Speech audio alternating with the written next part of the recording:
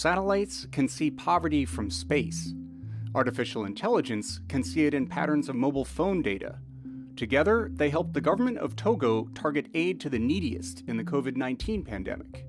And these tools may be useful in other crises. When COVID-19 shutdowns forced people out of work, they pushed tens of millions into poverty worldwide. Governments scrambled to provide aid, but in a country like Togo with 8 million people and vast rural areas, how do you locate the neediest people? The best way to get that data is to do a detailed, nationwide, house-to-house survey. But that takes people, time, and money. Most developing countries haven't done them, and this was not the time to start. But researchers have been finding ways to identify areas of wealth and poverty in satellite images. If you or I go to Google Maps or some satellite data provider and look at an aerial image of one town or another, you can sort of tell whether it's wealthy or not. Wealthier homes tend to have metal roofs, poorer homes tend to have thatched roofs. Wealthier neighborhoods have paved roads, bigger plots of lands, more spaced out houses. And so there's a lot of information in that imagery. The researchers trained artificial intelligence to recognize these patterns.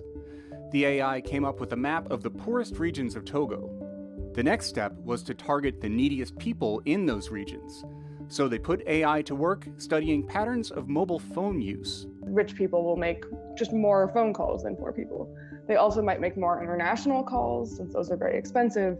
They might use more mobile data because they have smartphones, whereas in general, poorer people will just have feature phones. They used the system to identify about 60,000 people to receive benefits, while taking steps to keep their information confidential. Cash benefits went straight to their mobile money accounts.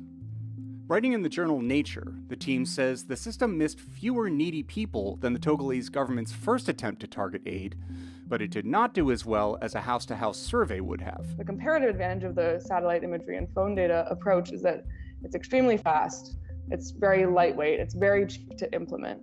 And so I really see these two methods as being sort of complementary to each other, especially when we think about like crisis contexts. I can see so many applications of this coming down as we speak, because I think the risks and shocks are becoming commonplace these days, right? In shocks like climate disasters or conflicts, or any situation where there's no time or way to get detailed on-the-ground information, satellites, mobile phones, and AI could help deliver aid quickly to people in need.